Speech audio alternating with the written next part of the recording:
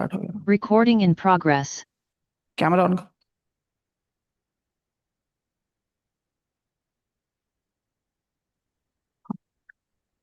Good morning, all the participants. So every year in the month of October, we organize this cyber security awareness program. And in today's webinar, we are going to explain about the different types of cyber attacks that are driven by artificial intelligence and how to stay from those cyber attacks.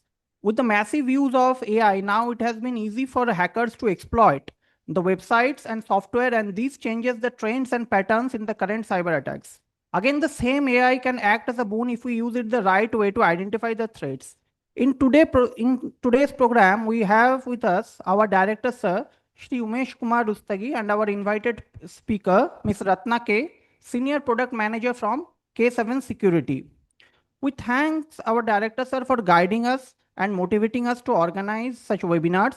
And we also thank our invited speaker, Ms. Rathna K, who will be attending this webinar for informing the participants regarding the AI-driven cyber threats. We request our director, sir, to kindly brief about the webinar and introduce the invited guest speaker. Thank you.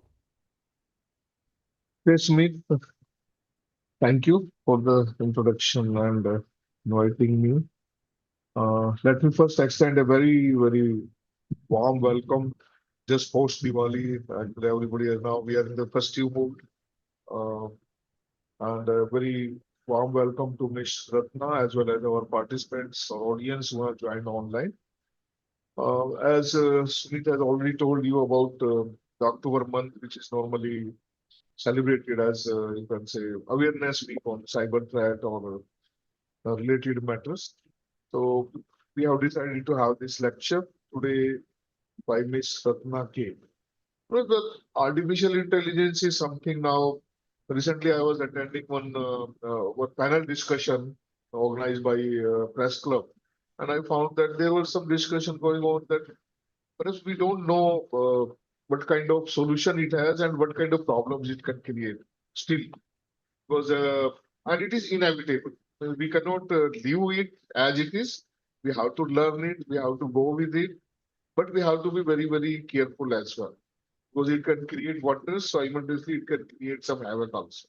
So we need to know, as normally said in our childhood days, we used to say science is boon or bane, something like that. So it all depends on us, but we have to be aware nowadays. So many things are there, fake, deep fake, and the videos which being created. So we all need to be. I think awareness is the best thing, and that's what we do, particularly during such programs, webinars. We make people aware so that they can be alert, they can remain alert what is happening in their surrounding. And nowadays, this very, very important tool, but in the any tool or any technology, it comes with the responsibility. Today's seminar, webinar particularly, this will be about, I can give you a summary, brief summary. The impact of AI on our lives is undeniable. It is transforming every industry, including cyber threat activities.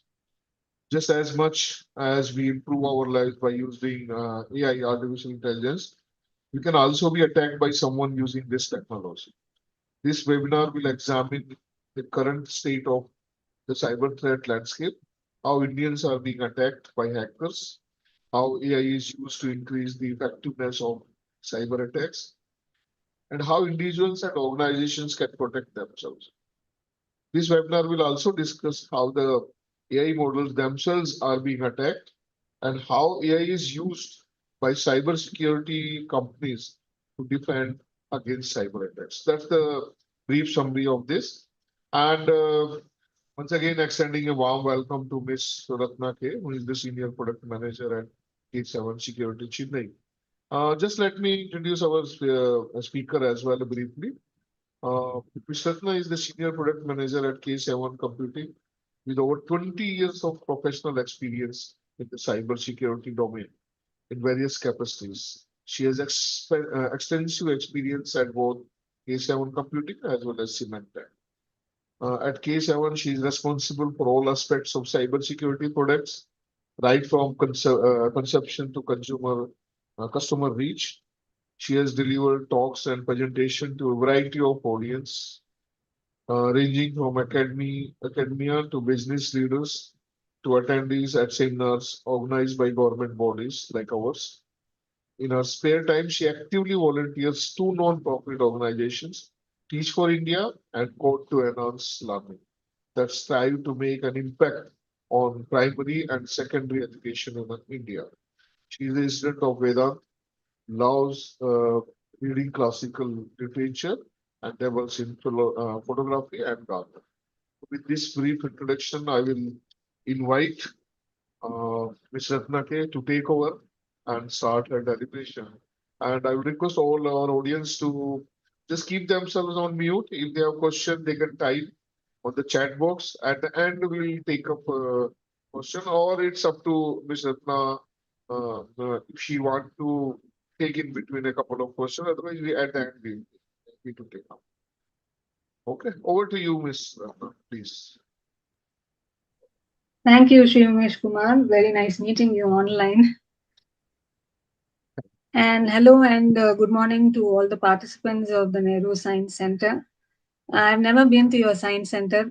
When I probably next visit to Mumbai, I would like to visit your science center because I am a fan of science centers. I take my nieces, nephews, and my cousins, kids, and all of them to the science center here in Chennai. So it's exciting to have an audience like this.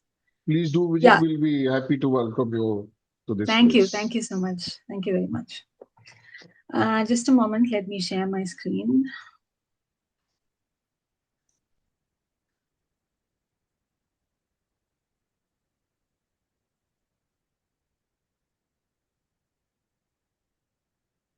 I hope you're able to see my screen. Yes. Yes, we can. Yeah, now it is full screen. Yeah. Just a moment. I may want to switch off the camera for a bit if it's not a problem. Just a moment.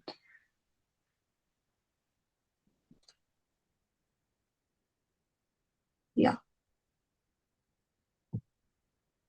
It's a bit distracting for me. So yeah, so today's topic is the magic word artificial intelligence. Um, so everywhere we go, whatever topic we talk on, whether it's cybersecurity or just IT or whatever it is, AI is the hot topic now. So first, let's look at some statistics. So these are the number of threats every day. Our lab, just a brief regarding my company, the company that I work for, it's a company called K7 Computing. We are into cybersecurity solutions and services. We've been there in the cybersecurity industry for the past 30 plus years, 3 decades of experience in cybersecurity. Uh, so we are a fully indigenous brand. So we have our own cybersecurity solutions and the malware detection engine, which is proprietary and made in India. And we also offer cybersecurity services like audits and vulnerability assessment, penetration testing, and all sorts of other cybersecurity services. Our solution range consists of enterprise security and even products for consumers. The reason I'm mentioning all this is because we would like you to know that we see a lot of malware, we see a lot of issues with regards to people being scammed, people being cheated, there's a malware infection, there's been an attack, enterprises are being attacked. We get this every single day.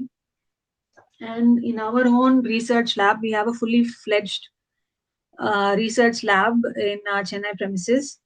And we do see anywhere between 4 to 5 lakhs of malware samples every day in our own lab. So how do we deal with all of that? We use a bit of machine learning. We automate and all of that. So that's how it works for us because we can't have people having a look at every single malware that we get every day. So we have automated that. So there's technology has both sides.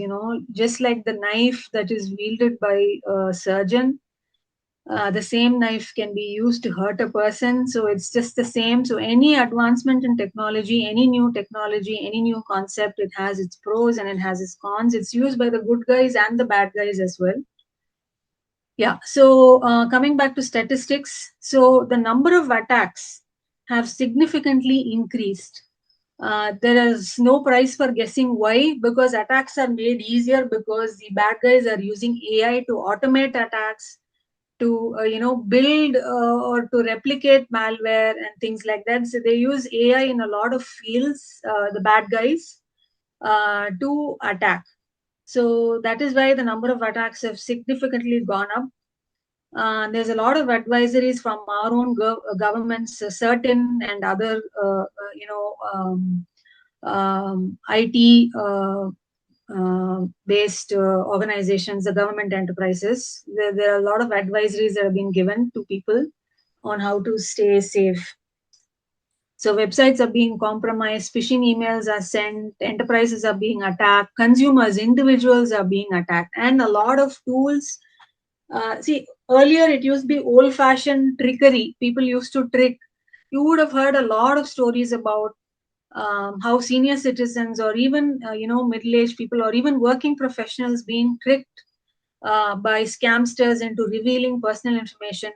Probably a year back, or I don't know if it's a year or a year and a half back, you might have heard about these digital arrests.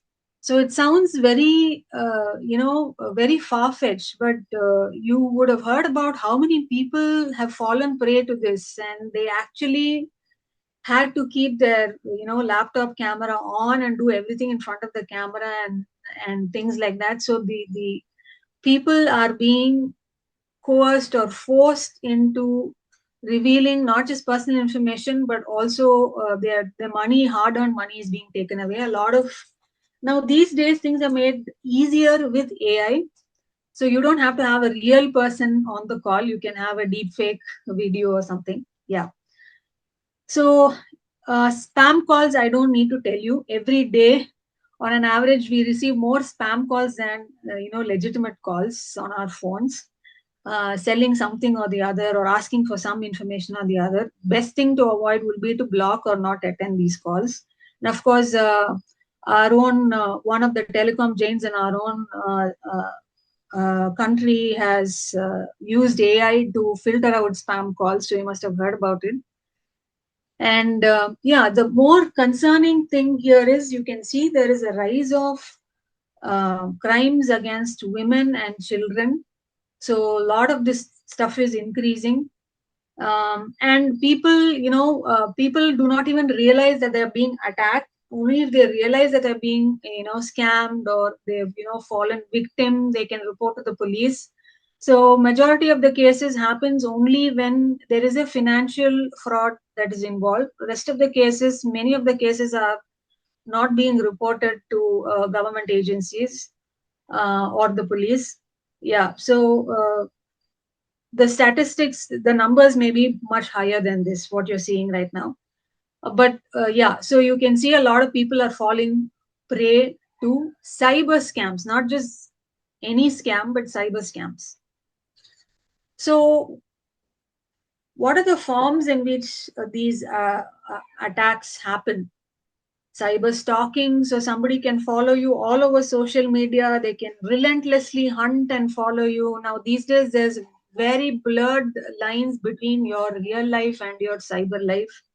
So people are posting real time as to what they're doing, where they're going to a vacation, going to a restaurant, enjoying this, posing with friends and all of that. All of this is information, whether you realize this or not. Every single photo, every single post is an information about you, what you're doing, where you're going, what you like, what you don't like, what are your opinions, what are your even political opinions, and where is the place that you reside in, where, what kind of job do you do, and what do you do during your free times. All of these can be gathered simply from your social media posts. It could be X, it could be Facebook, it could be anything. So basically, or Instagram, things like that. So it could tell a lot about people. So people can stalk you and find out where you go at what time, where you will be at what time, what are your plans and things like that. Of course, that these can lead to crimes. There have been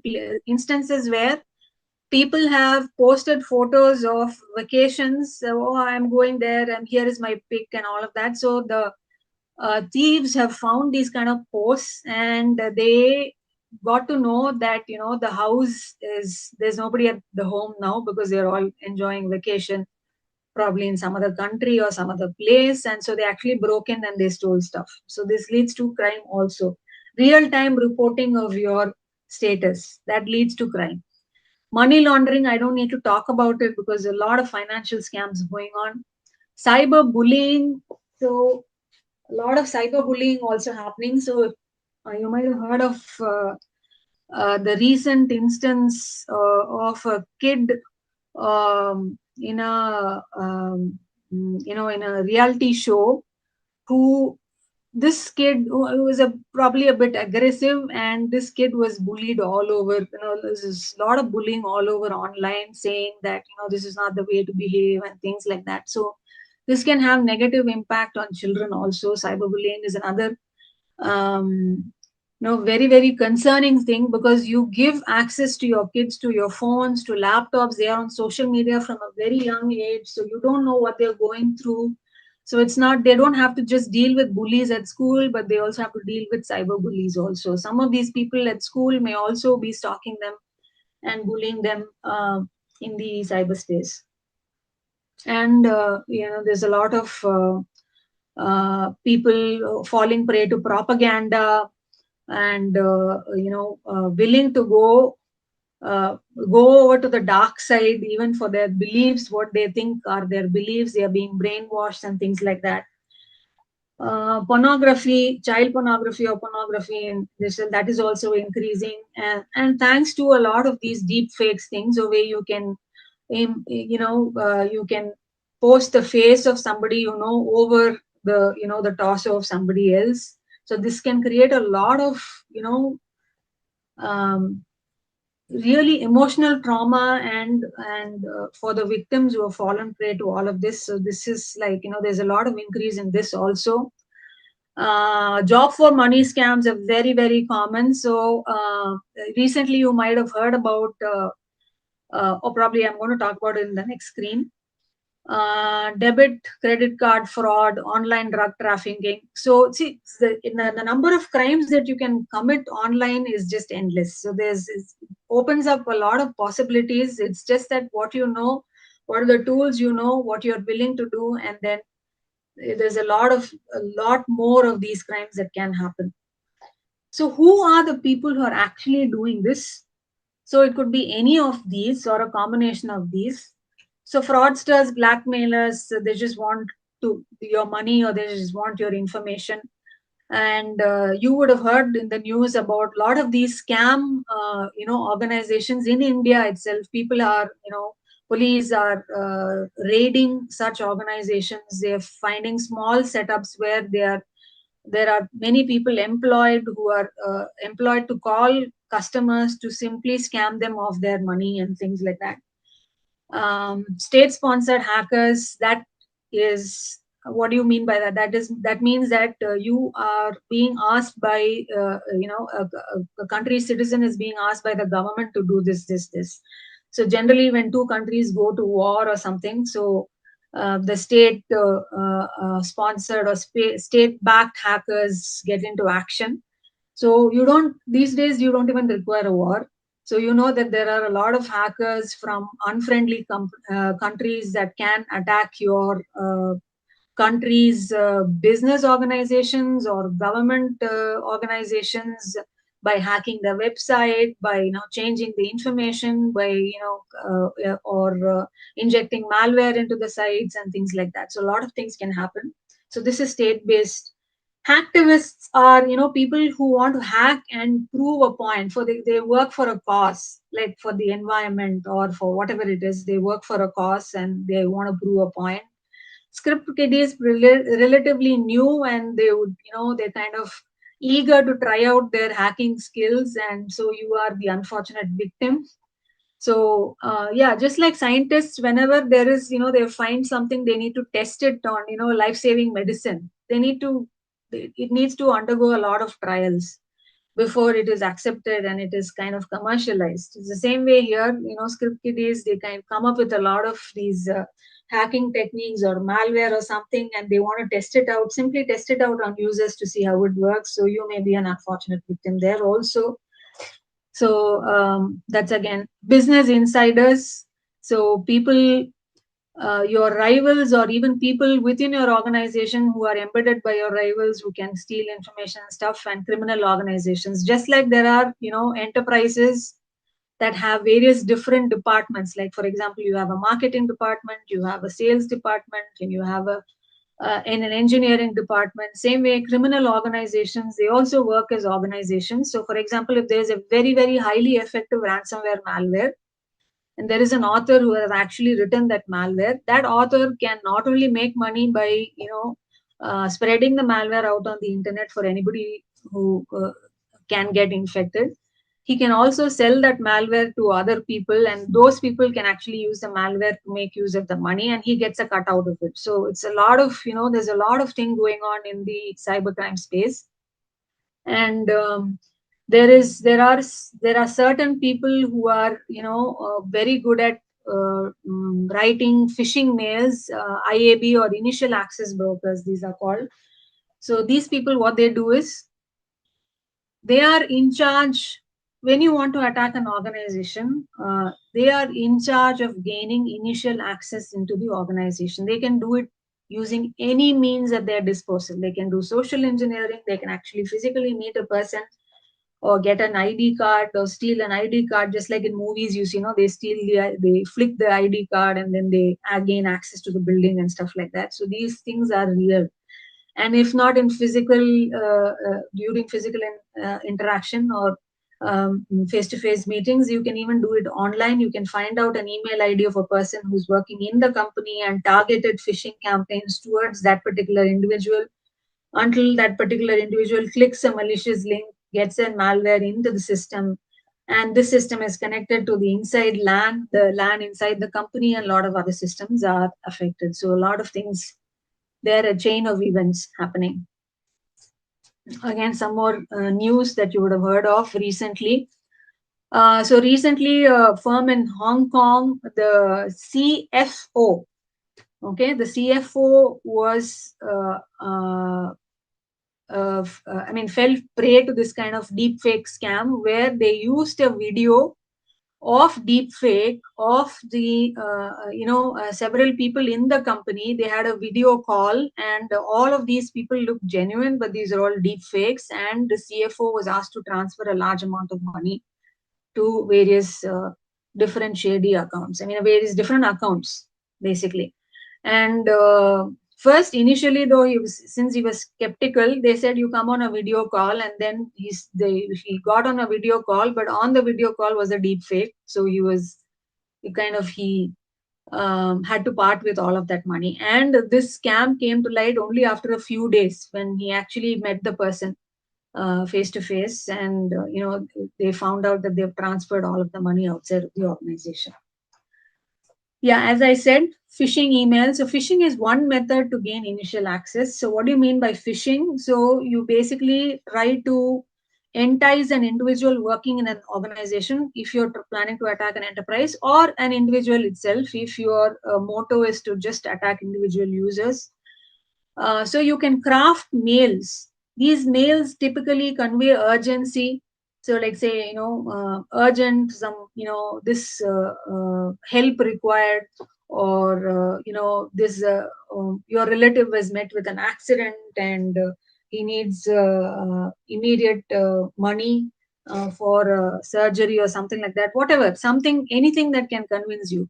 So since there's a lot of information about you available online, like who are your cousins, who are your people, what your parents look like, where you work, and stuff like that. It's kind of, makes it easier for them to collate that information and send you a genuine sounding phishing email that actually makes you think, yeah, you know what, this may be true. And then you part with your money. Sometimes it is money, sometimes it could be other information, so whatever. So AI is extremely effective. Earlier, these phishing emails were actually created by these bad guys. So there used to be some kind of errors and things like that, and they were not very tidy about it. But these days you can do a very very neat job with AI. So you can ask AI to craft an email that has a very emotional appeal to the receiver, and you give it some more facts, and it is able to compose a beautiful phishing email. And then in the phishing email you can insert a malicious link and send it to the user. Yeah. Okay, the last one, IPS officer. So this is what I wanted to tell you. So again, so an IPS officer's face was used in a deep fake video that was broadcast to some people, saying there's an opportunity for you. You can work from home and things like that. And people actually fell prey to this kind of thing. This actually happened in UP. Okay, so these are some of the ways that artificial intelligence can be used in cyber attacks. So AI can be used to identify high value targets. Who are the people who have the most money or the most information? Mostly it will be one of these two: most money or most information. Who has the person who has information regarding the knowledge that you want from the company. If it is the information that you're after, or if it is money, then who is it? It's the CFO or somebody, or any low level, like for example a level 1 employee in accounts who has access to something, or who has unrestricted access to something, who is able to get you into the next level and things like that. Convincing phishing messages, we have already seen. Deep fakes, I think all of you are familiar with deep fakes. Deep fakes can be created either using a video or audio. So you can copy somebody's face, or the whole profile, and create deep fake videos. It's as if you can make the person say anything that you want, basically.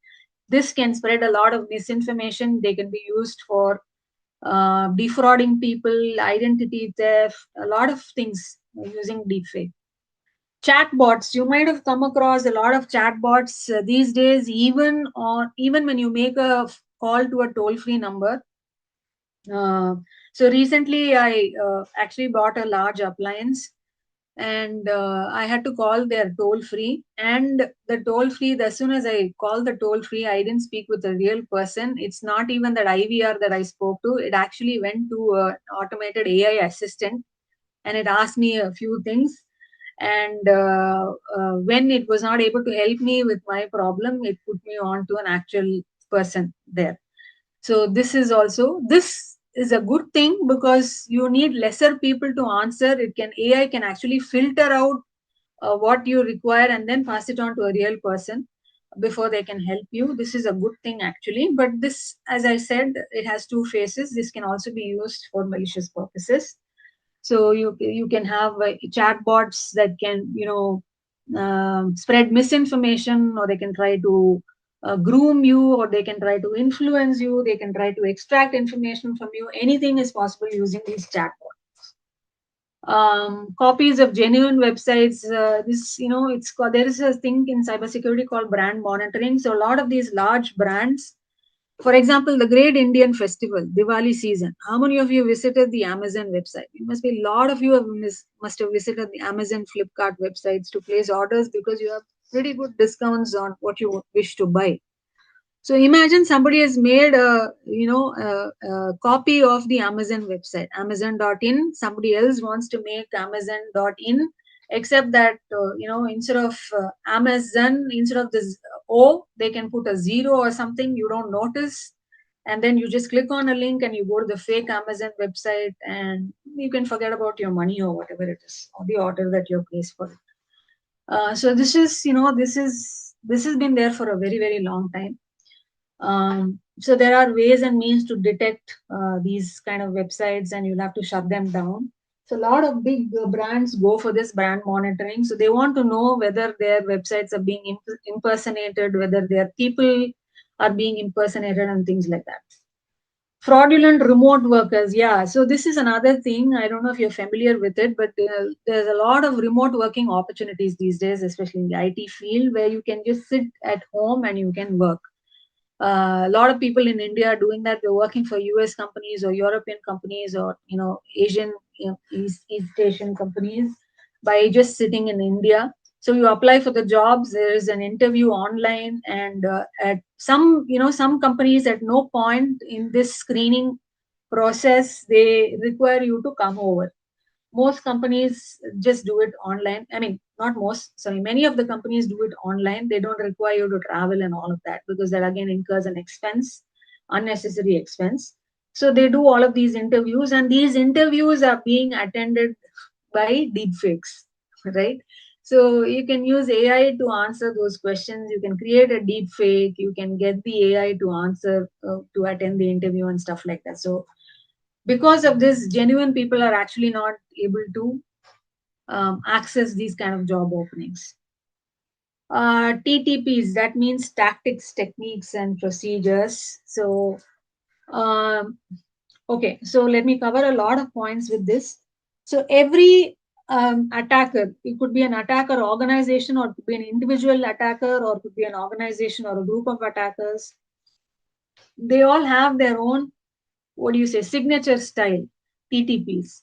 So they are good at something, they keep doing it until they get better, and that is their signature style. So that is again in the malware industry, we keep tracking and these attackers and attributing attacks to them. That is a very, very difficult process to attribute attacks to the correct attackers.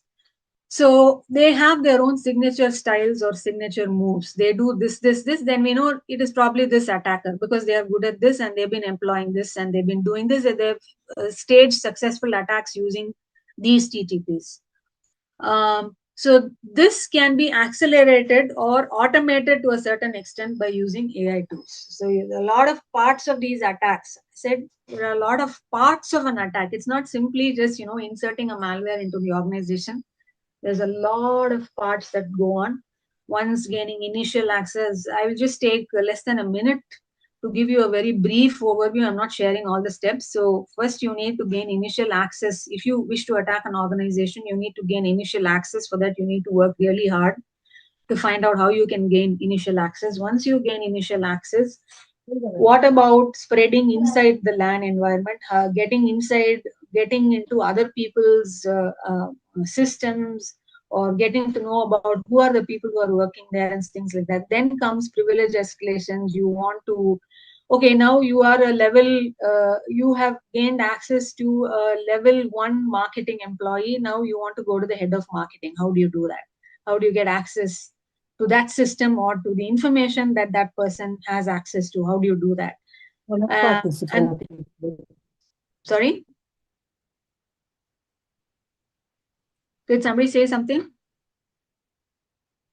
Okay, yeah. So then, how about getting to know the entire organization? Now, how do you avoid detection? There might be a lot of security, there might be or may not be security products or solutions that are installed within an organization. How do you bypass that?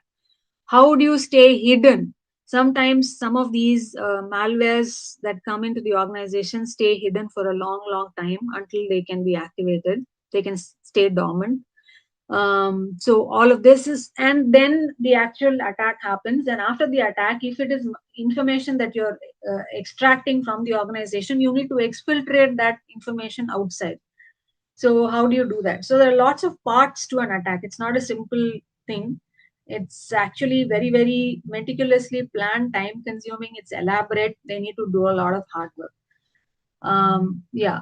So once they perfect that, and it's easy for the attackers to get in, attack, take the information, and get out. Yeah. So a lot of AI tools can be used to make things easy on this end. Password cracking, I don't need to explain at all. This has been there for a very, very long time. Even before AI came and became very popular, there have been a lot of tools that can crack your passwords. So that is why multi-factor authentication, two-factor authentication, passphrase, all of these things have come in because passwords are very, very important. Malware mutation, what do you mean by that? You have a malware, you know what it does. The bad guys can actually use AI to slightly change the code to make a different variant of the malware. So you have different variants of, viruses or physical, the biological viruses. You can make, there are different variants of that. Same way for malware also, they can make, different variants of the malware by slightly changing the code. This can be done by AI. A person doesn't need to sit and do it. Why do they do these kind of things? One of the reasons is to evade attacks. So probably the malware, the original malware that was written, has been identified by security organizations, and they have signatures and patterns using which they can detect that malware. So I will slightly change the malware. So when I change the malware, probably those security solutions won't pick it up. That's the probable hope of the attackers. Payload obfuscation, of course. Yeah, to evade detection. So obfuscation means you want to hide the real intent of that malware, of that attack, until it actually unfolds. As I said, these days security solutions have gotten, it's always this police and thief thing, no? Chor police ka, tuggle, it always happens. So security solutions are also employing a lot of AI techniques and a lot of machine learning to analyze a lot of things before they can, uh, uh, you know, uh, detect a malware or block something or whatever, deny access to something. So all of that is being used to good measure. Basically, they've improved security a lot. So it's not as easy for the attackers these days to get into, especially big organizations where they can create an empire. It requires a really, really prolonged effort and time in order to get into attacks like that. The ones that you read on the newspaper, oh, this company, this Fortune 50 company, this biggest company in the world that has been attacked, all of that happens not in a single day. It happens over a long period of time. Okay, so all of you would have at least one account of either chat gpt or Gemini or Perplexity or any of these large language models that you can find. You would have tried it out. So a lot of these there are techniques now that have evolved that people use to trick the LLMs into revealing information that they should not be revealing. So typically in the earlier days, there were fewer guardrails. These are called guardrails. Guardrails, what do you mean by guardrails? So guardrails exist to ensure that the LLMs do not give more information or unethical information that they are not supposed to give. So they exist. So these LLMs had fewer guardrails earlier when OpenAI, ChatGPT, all of these people came into the spotlight. They were lesser, but now they've gotten much better. But still, there are a lot of things that you can do to manipulate the large language models. So you can actually manipulate the prompt engineering or prompt injection. You can actually manipulate the prompt. You might have heard of instances where initially some people have tricked the LLMs into getting them free accounts or free keys, product keys or things like that, because they were able to bypass the guardrails built into the LLMs. But now things are much better now, but still it can be done by somebody who knows what they're doing to the LLMs, how LLMs are constructed, how they work, and things like that. So you can do all of this. Jailbreaking, of course, you're getting an LLM to do something that it's not supposed to do. For example, let me take an example. Somebody wants to, let's say, build a bomb.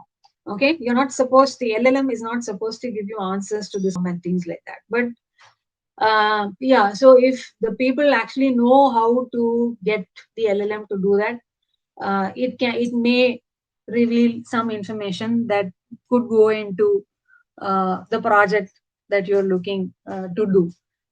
So these are, this is what is called jailbreaking. So this is now becoming, a lot of people are now, these attackers are trying to do that. And we will again shortly we will see what is the incentive, why are they attacking, and what is this thing, and what kind of information do these LLMs have. They have vast amount of information, because you are inputting a lot of information into these LLMs in order to get the output that you want. So all of this information that is going in is being used for training the model. Any model, any large language model is only as good as the training it has received and the data that is being used for training it. So if you are training the model with the correct set of data, then your model keeps learning and keeps getting better. But the data that you feed in is not all that great, then your model still stays weak. It's not going to help you much.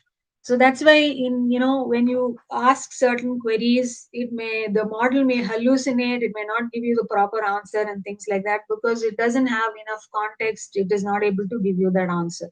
That is a problem that is still there.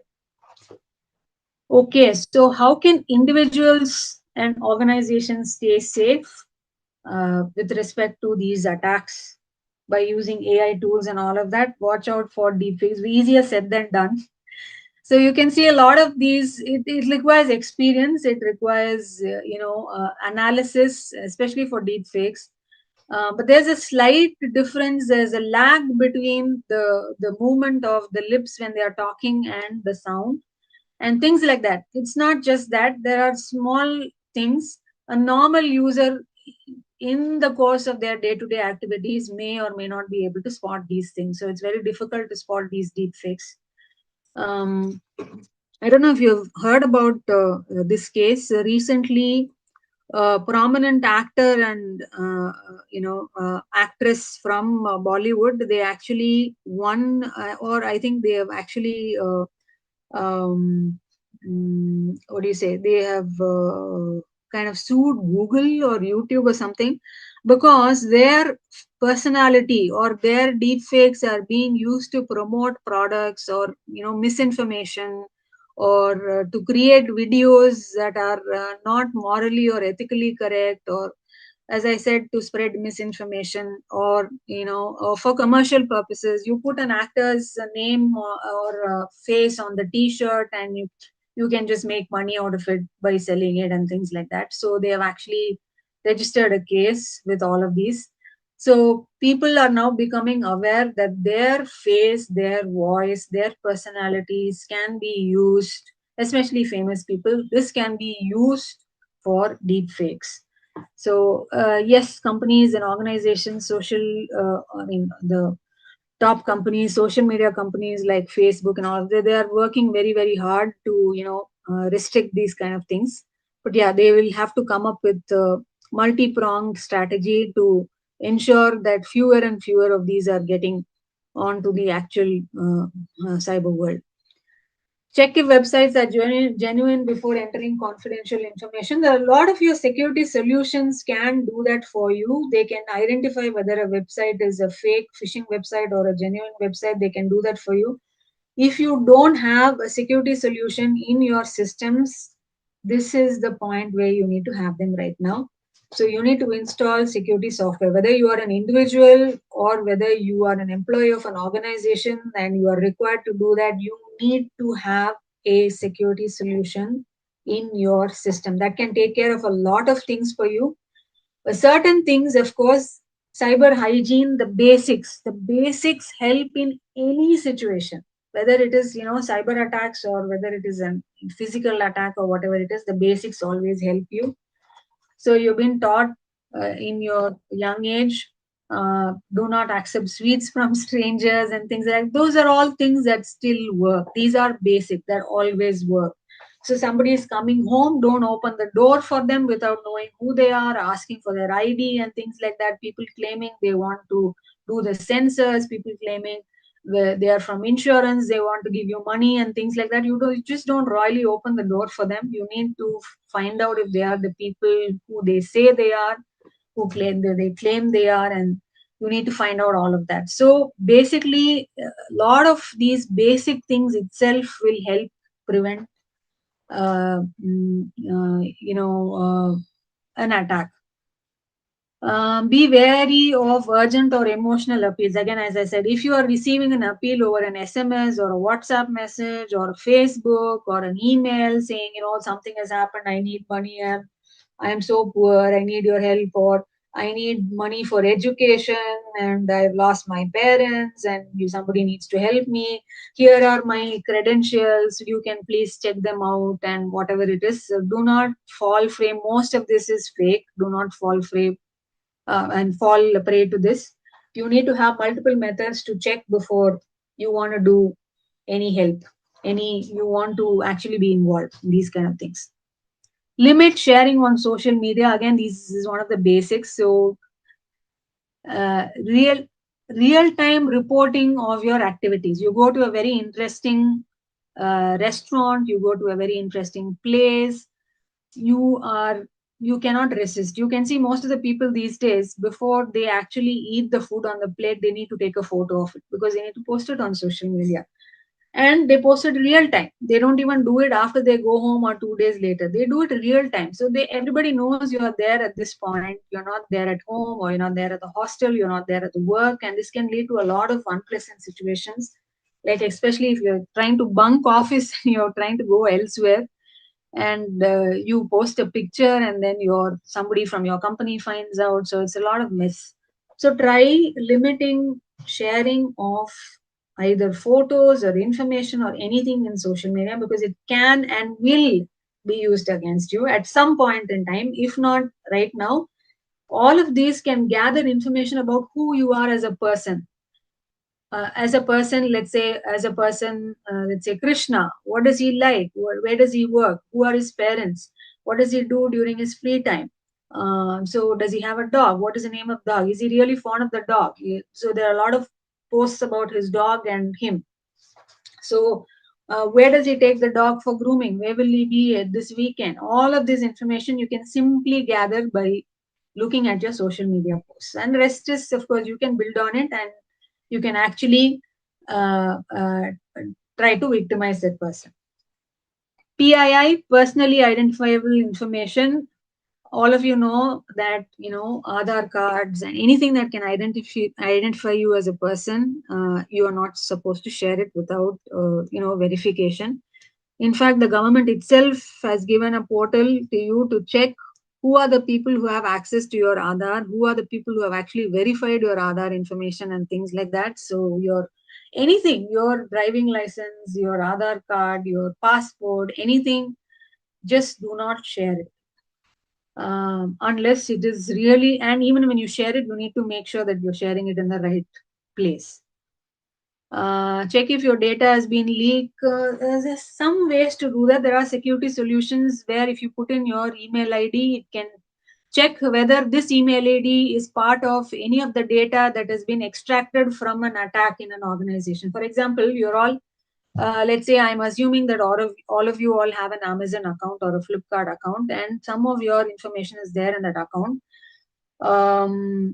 Let's say some of this information is gotten out, so it is able to, we are able to find out whether your email ID is part of this information that has been leaked from the company. So there are some security solutions that offer this kind of feature. Limit permissions for apps. This is again very, very important thing on your phone, because as we all know, we use our phones a lot more than we use our laptops. Phones contain a lot of things. I don't know how many of us remember at least 2 or 3 phone numbers, mobile numbers. Earlier we used to remember a lot of numbers. Now 2 or 3 is, that itself is a bit too much, because all of that contact information, all of your photos, your notes, your whatever it is, everything is there in your phone. Your phone is very, very important, and your phone has a lot of, for example, sometimes what you do is you take a photo of your Aadhaar card and you keep it in your phone. It's there in your gallery. Now, there are so many apps that you have installed on your phone. How many apps have access to your gallery? Can they exfiltrate that photo of your Aadhaar card from the gallery? So you're not actually giving it to somebody, but somebody is actually taking it from you. Basically, it's the same. The thing is, the information is going out of your system or your phone.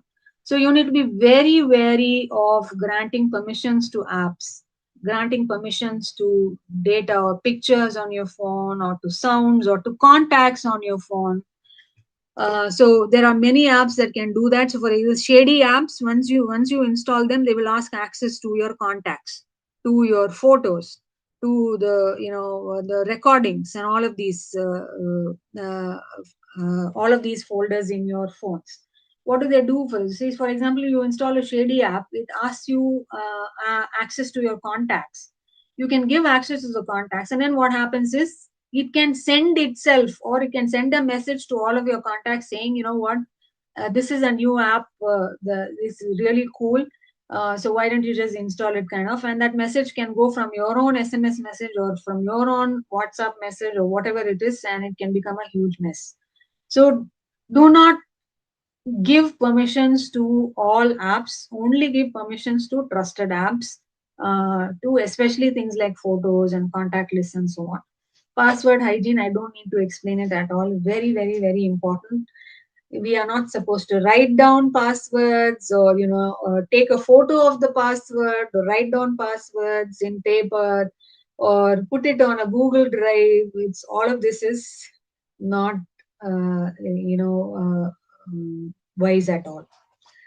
Wipe devices before disposal. So a lot of people change their mobile phones every 1 year or 2 years these days, because it's just fashion to do so. And these days things are also not made to last. Earlier, phones or things, anything that was made earlier, it used to last a long time. Whether it is an umbrella that you buy, you might have had that umbrella for about 10, 15 years and it still works. But these days, things are very, very flimsy. And phones also, the main reason is that people want, they're affordable, so they're able to buy phones. So you want to change your phone every year because there's a cool feature that is being offered by this particular phone manufacturer. There's another feature that you like from the other thing. So you have more than one phone, and then you keep changing your phones. So where you need to dispose of your old phone, so you need to do that in a very responsible manner, not just for the environment, but also for the data that your phone contains inside it. Unsecured Wi-Fi, again, going to coffee shops, hotspots, and sharing, and then trying to do banking transactions there at the railway station, at the airport. And this is not, the free Wi-Fi is not meant for doing banking transaction or financial transactions there. It's just for whatever, some kind of contact, you want to contact somebody, some emergency or whatever it is. It's not there to do secure stuff. Please do not do all of that. Antivirus and phishing protection on all devices. As I said, an antivirus solution is very, very important, not just for individual users, but for companies as well. Enterprise cybersecurity policy. Every company will have a cybersecurity policy. You need to find out what it is. Even if you don't find out, your IT admin will make sure that you know about it and you follow it. So they will install several software, maybe to monitor what is happening, or maybe to detect malware, or maybe for several other purposes. So all of this can be done. How organizations can stay safe? There are a lot of things. Again, organizations, you need to employ the right solutions in your organization. You need to train your people. You need to get people in your organization to be aware of the latest things that are happening, latest scams, latest way people are being tricked, so that they are information as well, so that they know and they can be kind of prepared. In spite of that, there are a lot of people who fall victim to these kind of scammers. So imagine what it would be if there is no awareness at all. This day and age, where you get to know everything instantly, so you need to be a little careful there. Just the employee training alone is not enough. So you have a multi-pronged solution for protecting an organization. That includes processes, people, and technology. Technology, you have many different solutions. You have an XDR, you have an EDR, you have an enterprise security product, you have a product that identity management product that tells you who you are, that can restrict access to individual people to some sensitive information. So you'll have to identify yourself. Only people who are identified properly, this identification is successful, they will have access to that information and things like that. Privilege access management, again, okay, we'll come into all of that. So train users to spot deep fakes and practice cyber hygiene. Deep fakes, as I said, it takes a little bit of training. Now, there are a lot of organizations, cybersecurity organizations, that can do this kind of activity for you. Phishing simulation, deep fake simulation, these kind of things that are being done as part of a training process. You can hire a cybersecurity organization and say, you know what, you come and conduct this in my enterprise. I'm not going to announce this. Why don't you try and send a phishing email to my employees and see how many people actually click on it? And then once you have that data, you can actually go back and train the users, saying, you see, you received this email, you clicked on this was wrong. I'll tell you why it was wrong. And then you conduct the training. So this is being done by a lot of cybersecurity organizations. This can be done by organizations in a regular interval. Role-based access, again, as I said, only people who need to have access to that sensitive data should be given access. For example, in your organization, in Nehru Science Center, if there is a server room, only authorized personnel will be allowed inside the server room. Not everybody can get inside the server room. And even there, you may have a multi-factor authorization. So you may have to, you may have a card, and then you may have to enter a password, and then there's an OTP on a mobile or whatever it is. So these kind of things help. Multiple factors, you basically are making it difficult for the attacker to get in or to gain access to your organization or information or whatever it is. Zero trust, again, what do you mean by zero trust? You don't trust anyone at all. You don't let, for example, there's somebody trying to get into your house, you don't let anybody in at all until they prove that they are who they say they are. You don't let anybody in at all. It could be even your cousin that that has not come to your house for 10 years. Still, I don't know who you are, I'm not letting you in. This is what is called zero trust. Inside the company, I don't know who you are, I'm not giving you access to any information because I do not trust you until you prove yourself. Multi-factor authentication, again, we have talked about this in detail. So this is required. You need to have MFA. MFA is a new normal now. Earlier it used to be something exotic. Now it is not. It is a new normal. Prepare a contingency plan for cybersecurity incident that includes regulatory response. Okay, contingency plan. Okay, if something happens, if somebody clicks on a link and there's a malware in the organization, what do you need to do? Write down the steps. 1, 2, 3, 4. I need to do this, this, this. I need to contact the police. I need to report this to the government because I think sensitive data may have been leaked. So you need to have a plan in place. So your CIO or CTO or CISO, information security officer, these kind of people look into these, the security part of the organization. What can be shared, what should be blocked, who should be allowed, who should be not. What are the policies for this organization? Because policies cannot be the same for every organization. Because one organization may be operating only in India, so they will have India-specific policies. One organization is a multinational organization, so they have offices in India. They're headquartered in India, but they have offices elsewhere, let's say in Europe.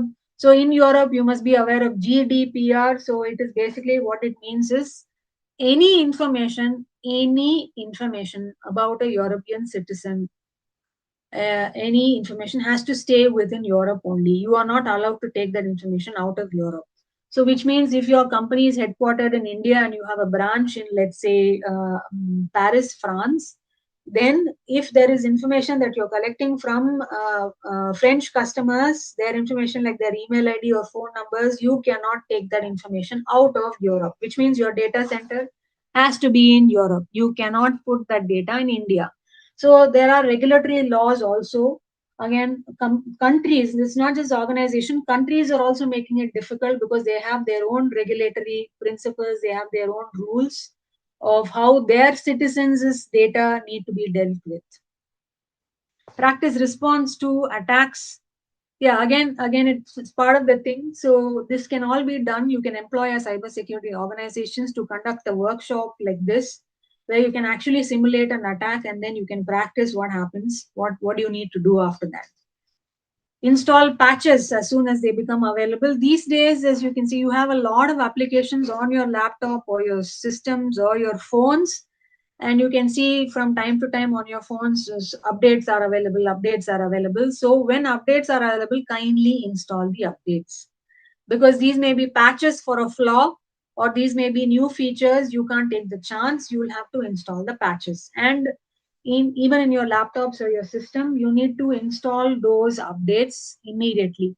Of course, most of these applications, 99% of these applications, I'm not talking about enterprise applications, most of these applications come with auto update. Some of these enterprise applications may not have an auto update feature, because that may require you to restart systems.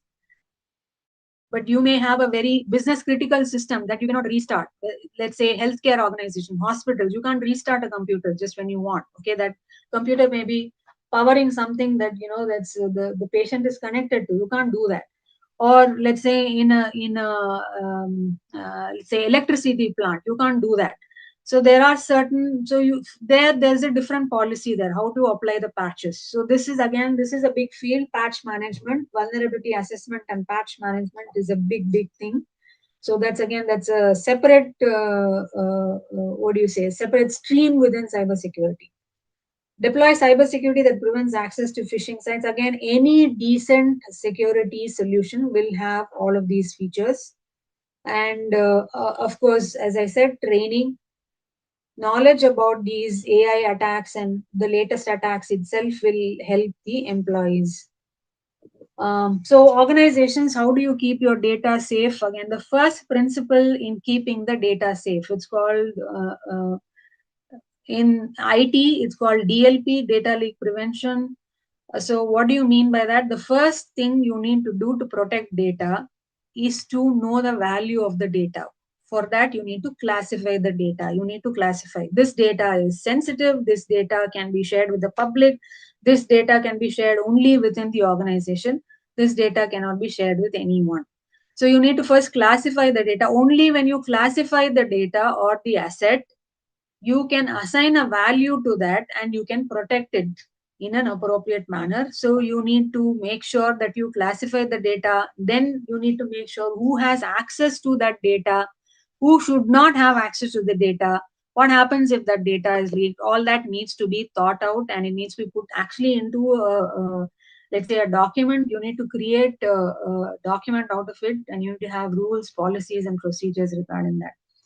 Restrict access to AI models that have not been audited for security. Again, when you are using AI, please feel free to use AI, because the future is AI. A lot of companies are adapting to this trend now. They are adopting AI tools within the organization to simplify, to, let's say you're a startup and you have something to sell to customers. You're selling something to customers, and when you're selling, your product is already out there in the market that is being used by customers, and the customers want to call you regarding a complaint, or they want to track the order, they want to do something, they want to call you.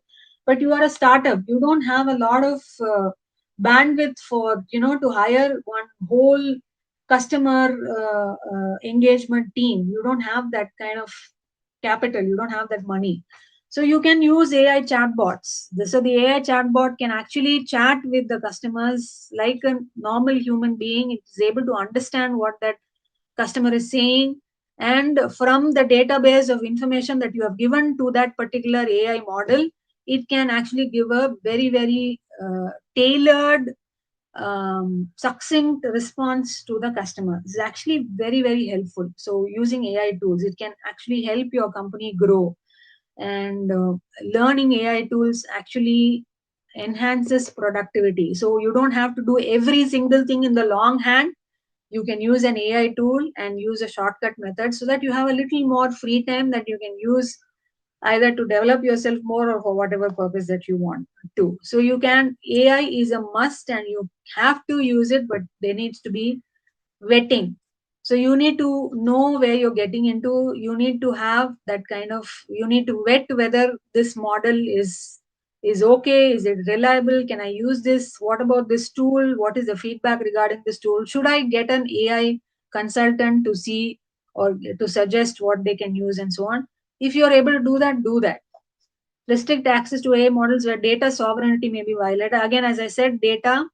So you are putting data. How many of you have used AI models where you want to, let's say there is a 50-page document and you want to summarize that document. Okay. So there are a lot of online tools that help you do that. So what that entails you into uploading that 50-page PDF into a site. That site will generate a summary for you. You might have come across such sites. Is it wise to upload that 50-page document in that site? That depends on the site. And again, if that data inside that PDF, 50-page PDF is sensitive, you cannot share it. Just because you want to make your work easier by generating a summary within 2 minutes, you can't put sensitive information out into an unknown website or a lesser known website, for example. And that website may have its server somewhere in some unfriendly country. That unfriendly country has access now to your data. You have simply uploaded the PDF. It has your data. So there's a lot of consequences to every act that you do on the internet. Every online, your online presence, every action has some consequence. You need to be aware to a certain extent of what that consequence may be. If you are able to do that, then probably you are more safe than most people. Prevent intentional and accidental misuse of AI tools by educating users. As I said, simply just because there is an AI tool for this, I will simply use the tool. Is that tool vetted? Is that tool good? Is it being used by a large number of people? What is the feedback regarding that tool? Should I use that tool in the organization? Does this tool conflict with some other tool? Am I allowed by the IT department to use this tool? So all of this needs to be checked. Create a culture of responsibility. Again, just as I said, just because some AI tool is available, it doesn't mean we'll have to use it. So you need to do a lot of vetting. How do we use AI in cyber security? All of this and a lot more. Also, website categorization. In our own solutions, we have a website categorization solution in the K7 solutions. So what it does, it categorizes websites into, let's say, there we have several different categories. Let's say social engineering or news media or educational sites or business sites, and we have so many categories of the sites. So do you know how many websites are there in the world? Millions and millions of websites. You can't simply open every single website, see what it's talking about, and then put it in one of these bins. Oh yeah, okay, fine. This is a news site. Let me put it in there. You can't do that. So you need some kind of automation there. So this is where AI is extremely helpful. Repetitive work that can do very accurately. Once you train it to do what you want it to do, and you see consistent results as part of that training, then AI is extremely useful. It can just cut down on your operational cost and operational time, and it can instantly elevate anything to a much a better experience. Behavioral analysis. What do you mean by that? To find out whether a particular file is a malicious file or not based on the behavior of that file. That itself is an art. In cybersecurity, especially in malware reverse engineering, our engineers do that every single day in our lab. How do you, from the behavior of a file, how do you find out whether that file is going to cause harm to this computer or not? When this decision has to be made, this decision has to be made before, for example, you double click on a file to open it, right? You double click on it and then it opens for you in, say, about 1 second, 2 seconds, 3 seconds. Before it opens for you, the antivirus product needs to reach a decision as to whether this file is going to harm your computer or not. So there's a lot of calculation that is involved. So there also AI can be used. Data analysis, lots and lots of data. You might have heard of SOC, right? Security Operations Center. What do you mean by that? All of your companies or several companies' data comes in, security data comes into this SOC, Security Operations Center, and you do a lot of analysis to see whether there is a pattern. Okay, there is a malware detected in company A in one system, let's say system number 72.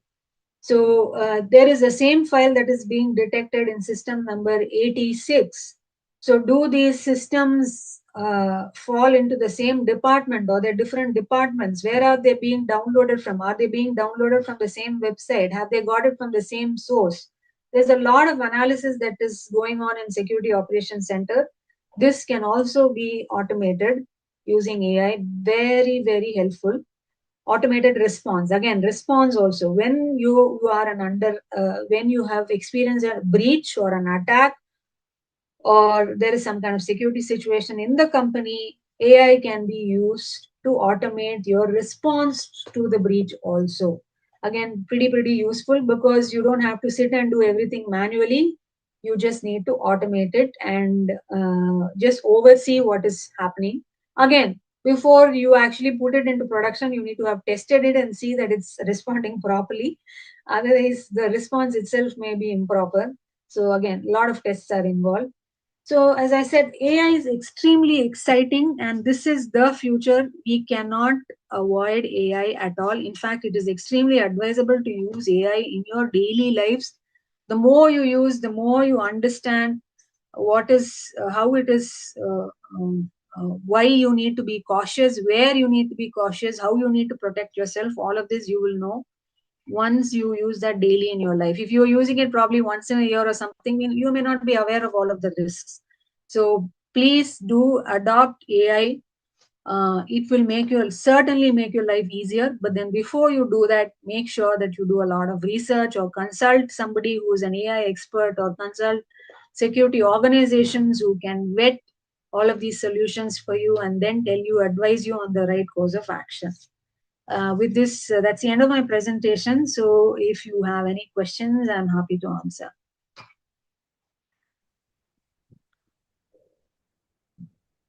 So the I think there is already one question in chat box. Amit, open the chat box. Rehan Sheikh, he has asked, I want to know if using LLM can person get personal information? Personal information. Yes, anything where, see, if you have posted your personal information on social media, it is freely available for you. LLMs can get hold of that information. Absolutely. Yes.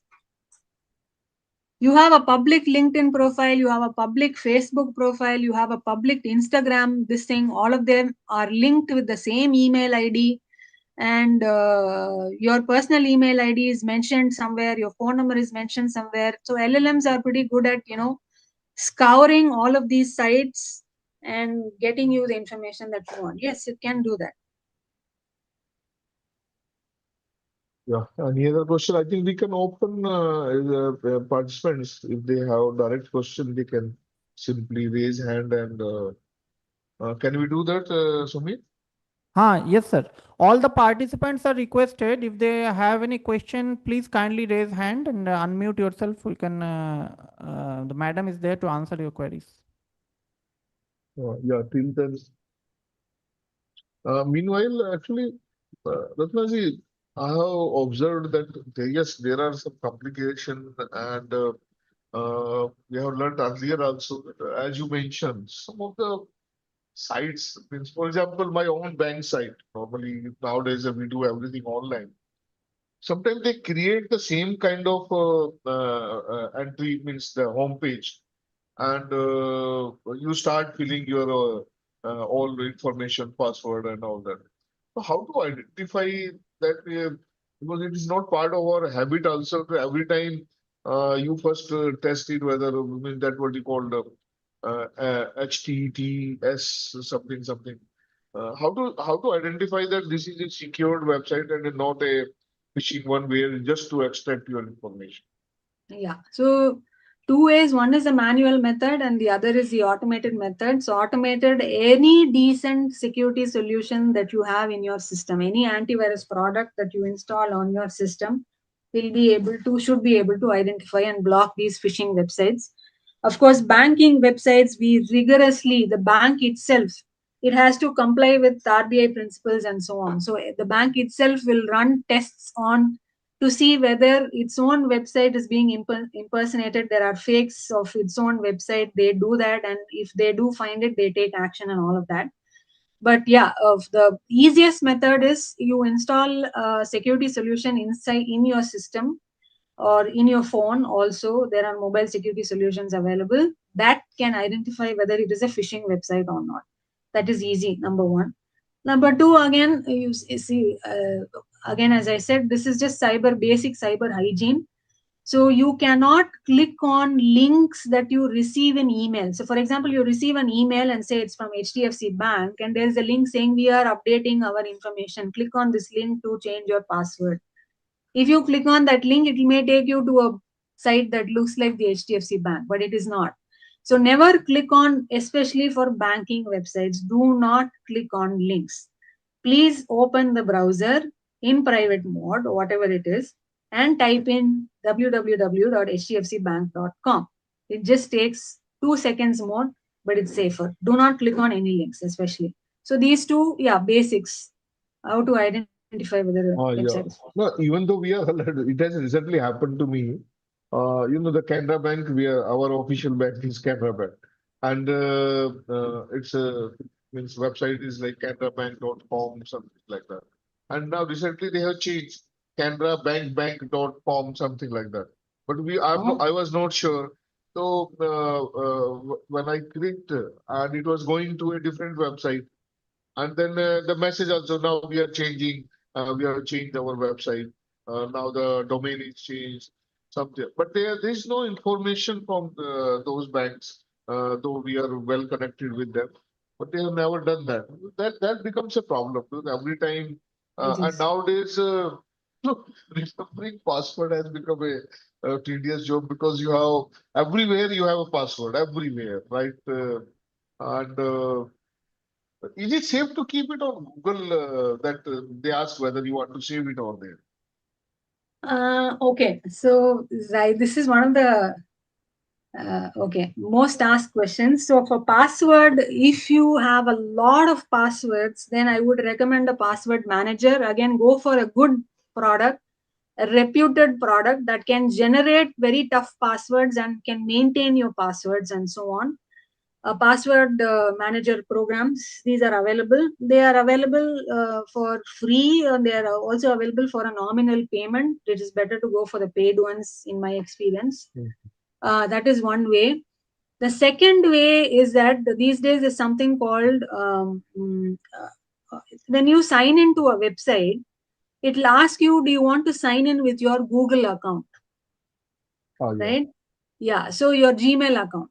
So you can have one Gmail account using which. So what happens is you want to, let's say, go to um, uh, let's say Amazon Prime, okay, or any other site. So for example, India Today site, you want to log in and subscribe to the magazine.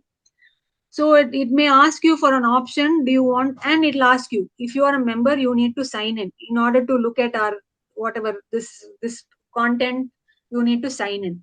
So then again, you need to create an account. You need, as you said, you need to put in a password, one more password to remember. As if I don't have enough passwords. So what you can do is it now these days, a lot of websites are giving that option, sign in with your Google account. So your primary Google account, you can have a secondary Google account. Let's say abc@gmail.com is that your secondary email account.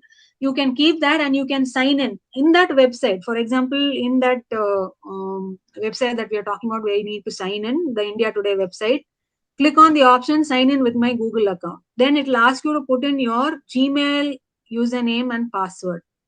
Do that once you're authenticated, you don't need to create a separate password for this. It is using your own Gmail's password. One time authentication. India Today asks Gmail, is this a legit user? Gmail says yes, this is a legit user, and India says okay, fine, I'll create an account for this user. That can be used these days. A lot of websites offer this. You can use that. So that significantly reduces the number of passwords, because all you are creating an account on that website based on your Gmail account. So that's another thing that I would Yeah, add. that options are given normal. Yes. Okay, I can see Saket has raised hand. Saket, you can ask question. Unmute yourself and then please go ahead. Yes, sir. Thank you, sir, for giving me this opportunity. Ma'am, as you're representing K7 Security, and we also use in our offices antiviruses program, our antiviruses are struggling to cope up in this AI-driven world. What do you see from your perspective? Whether they are working exactly as expected? Can you elaborate on how they are struggling? I mean, AI is now taking shape through AI generative model, and we have been exposed many AI related or indirectly cyber related applications. So if I have installed by paying some amount, so whether I'm secure, because you are companies like Quick Heal and others, they are saying cyber safety is also there. So what is the meaning of cyber safety? How I can rely when I'm paying a money? Okay, see, there are a couple of questions here, I think. One is, I don't know if you're asking me, how can your antivirus program prevent an AI tool from being used in my system? If that is the case, there is a component called application control that security programs may have. If it is not part of their security program, you may need to choose a security solution that have this application control, where the IT admin can control what kind of applications can be installed. Okay, there is something called shadow IT that is happening. For example, let's say you're working in Neuroscience Center and you are forbidden to use, let's say, Zoom. Okay, we are right now using Zoom. Let's say your IT admin says you cannot use Zoom, you cannot use any of these, what do you say, conference tools. You cannot use of that, but you have an urgent need to contact somebody and get on a call with them. You can't do it over the phone. It's in a different country. You don't have IST. You don't have that thing. So you need to get on a call. So what you do, you download a certain shady application. Okay, something that is not as trustworthy as Zoom. You try to download and install that application in your system and you run it and then you connect and you finish your work. Okay, the IT is not aware that this Mr. Saket has actually downloaded some applications he's not supposed to download. Okay, so these days enterprise security solutions have that feature called application control, where the IT admin has control over what applications. This is not just for the safety purpose, but also because some of these applications may actually be malware. Okay, so not just for, let's say, it can not only cause loss of productivity, but is actually causing harm. So the IT has actually reason to tell you that, don't download this type of applications. They can't list every type of application. They say, what, this is not allowed. So employees need to abide by IT organization's rules. So for the question that you ask, yes, can antivirus solutions identify different sorts of AI applications? Yes, they can, and you can block AI applications. So if your question was, I told you that these bad actors or the malware writers, they use AI to make malware better. Okay. So how does your antivirus program cope up with that? That we do, because we also use AI on our side. As I said, a doctor also, as brain surgeon, also uses a knife. A killer also uses a knife. Both of them use the same thing, but then the reason why they use is very different. So antivirus companies also, security companies, Quick Heal, K7, any company that you take, we also use AI technology to make sure that our customers are protected. Thank you. Yeah, there is one more question by Dr. Anandita Mandal. She wants to know how to use prompts to bypass LLM getting sensitive information while uploading files, PDF, etc. How to How to use prompts? prompts? Yeah, prompts to bypass. If Dr. Anandita is there, you can ask directly and say, Anandita, are you there? Phone करना पड़ेगा ना उनको. No, she's there. She's there, I think. Oh, Anandita? the microphone is not working. Okay, Dr. Anandita, this question is, Madam, how are do you there? Okay. No, you can, I think if your chat books it is given, if you can read. Yeah, she says New microphone is not working. Okay, Okay. Dr. Anandita, there are two parts to your question. One is prompt engineering, the other is uploading PDFs. Okay. As far as possible, do not upload PDFs, especially if they contain sensitive content. Do not upload them on, let's say, any AI model. Go try and look at the reputation of the model and see for yourself whether this information that I am going to upload on an LLM model, is it okay to share with the public? If Nehru Science Center director says this information is not for public, you cannot share that PDF with an LLM, because that LLM is extracting the information and that information is retained by the LLM for later for training purposes, that they would have put on their websites. This, the data that you send may be used for training our models and things like that. So you can opt out of it, but how many of them actually stayed true to their word? You can opt out of it, but do you know whether they actually delete the data and things like that? So you need to do your research before you upload.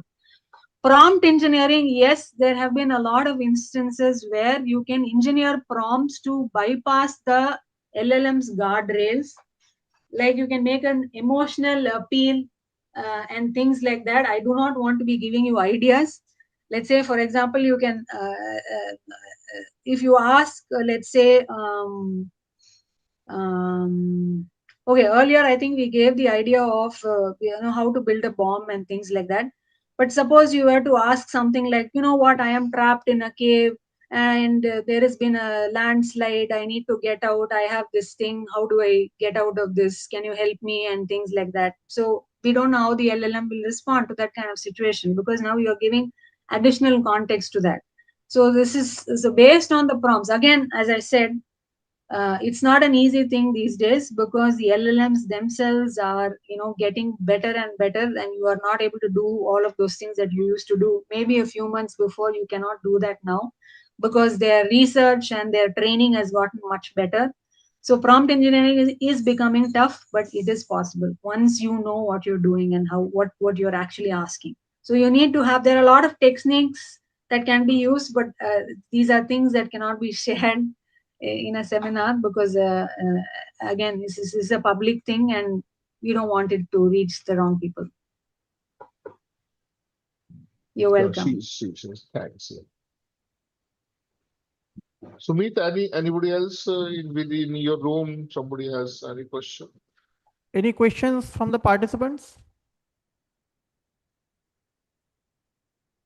No, in your room, if anybody has a question, otherwise we can conclude that. Anybody? Pradeep? Okay, so we have come to the end of this session. So what we discussed, finally, thanks to Madam for taking such a wonderful session and explaining each and every topics related to the cybersecurity. We also found that some variety of questions were asked from the participants, which were answered and well explained. All the topics were, first of all, explained in a very lucid manner, and the webinar gave a very broad view of actually how a user can keep himself or herself safe, even from the conventional attacks as well as the attacks that are driven by AI. Now the point is that in this age, we actually need to also have focus on the self-awareness. Like everything in this age of AI cannot be protected by software or antivirus, because sometimes it happens that some mails come, even we see that some types of hijacking mail or some types of fraudulent mails comes, and it explains, suppose you are using the official website and you have a webmail over there, and mail is generated from webmail like that your account has expired, your password has expired, and even the good types of mails like Gmail and all, most of them they classify these types of things, but every webmail is not able, and exactly they make the same kind of page, the cPanel and like all. If you log in, if you go to the link the ma'am was always talking about, similar types of pages are also being made. If you log in, if you click on the link, you will see exactly the same webmail page exact to your cPanel. So even the persons with good technical knowledge may get confused, but if you notice the exact URL, you will find that something is fishy. It is not exact your cPanel. Some they have inserted some dot or like that, and it's a hijacker link. And once you give the password, everything is gone. So self-awareness is also very necessary nowadays, because many types even of attacks, like generated by AI and deepfake videos, people are believe after seeing these videos that yes, this false information is correct, but actually which is not. So the AI has introduced a new trends of attacks actually that were not previously. Either some passwords would be hacked or some file duplicacy would happen, your system would crash like that. But now the trends and patterns of AI attacks have really changed. They are changing the thoughts, they are changing the human behavior. Emotional attempts, ma'am discussed very well, we recently faced. And also somewhat we ourselves are responsible also for this, because due to the so much use of social media and believing everything, whatever we are seeing, we are believing, we are not using our logic, our self-awareness, whether it is true or correct. So the madam explained the things very well. So we hope to conduct many such more events and webinars in future, so that the current changes in the patterns of cyber attacks becomes known to masses. Last year we also conducted the webinar during the same time, and in future also we hope to do so. So finally, we can come to the conclude this session. Thanks to all. Thanks to Director Sir for guiding us in organizing event, and thanks to Ratna Madam for being with us in each year to conduct this session and helping the participants to understand the changes in the patterns of AI. But another, I think some question has come all of a sudden. Today's online is faithful, but If you are using a no idea password manager, you are using the password manager. So madam, I request you to please kindly see on it for the last time, so that before concluding the session. You're using a password manager like Chrome password manager, is it safe or not? Yeah, it is relatively safe. So it depends on what you really want. Does the Chrome password manager also work on other browsers or only for websites that are opened in Chrome? So is it free? So does it generate random passwords for you? Does it keep it safe? Just read the terms and conditions, and yes, Google is reliably safe. So it all depends on your need. And this is from Rehan. Oh, Rehan, there's also, you can see these days that Gmail is also offering something called passphrase. Just Google it up and see. Instead of having a single word as a password, you have something called a passphrase. So you can try that out also. That's another security measure that is aimed to improve retention. In terms of users, it is easier to remember a phrase rather than a word, password. For example, uh, you can have a passphrase in मैं रोज सुबह 7 बजे उठती हूँ. Okay, you can actually take the first you can make a phrase like that, which is easier for you to remember rather than a complex password like xydq 5 exclamation mark and all of that. You can try that also. Password, if you insist on having a separate password for every site, then a password manager is a must, because these days for any site that you go to, you need to create an account. Okay, whether you want to buy a small, let's say, electronic item like a phone or a mouse or spectacles, anything, for that you need to create an account. Without creating an account, they're not allowing you, because as a business, they want to know who you are as a consumer. They need your email ID, they need your phone number, so that they can bombard you with spam mails and spam calls. yeah, correct. Yeah. So you need to create an account. So you need to decide whether you want to create a separate password for each of these accounts, or as I said earlier, you can use this sign in with Google, where you're signing into each website using Google's authentication. You can do that, or you can try passphrases. These are all, yeah. So these are all methods, and definitely going for MFA. It's not just one method. You need to have you need have double verification to make sure that it is the person who claims it is. That's it. I hope it answered your question. Yeah. Okay, thank you, ma'am. And looking forward to your visit to Mumbai. Maybe you can see Science Center. And I know in Chennai that Tamil Nadu government has set up a science center. We are also Yes. associated with them very nicely. I think Dr. I.M. Penmal was there earlier, and his son may be still there. I think. So we have worked together for many projects in NCSM, because our organization is NCSM. Nehru Science Center is part of National Council of Science Museums, which is basically under the Ministry of Culture.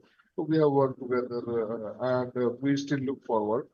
So when you are coming, please let us know. You can have a opportunity to visit this place, one of Absolutely, the sir. first science center and for world's first science park as well. So Thank you so I much. think, Thank you. Honored. and Sumit All will be right. in Thank you, touch with everybody. you. Thank you very Sure. much for your time. Thank you. Thank you. Really nice. Yeah. Thanks all the participants. Thanks Director Sir. Thanks Rathna Madam. So we are concluding this session. Thanks to all. Okay. Recording stopped.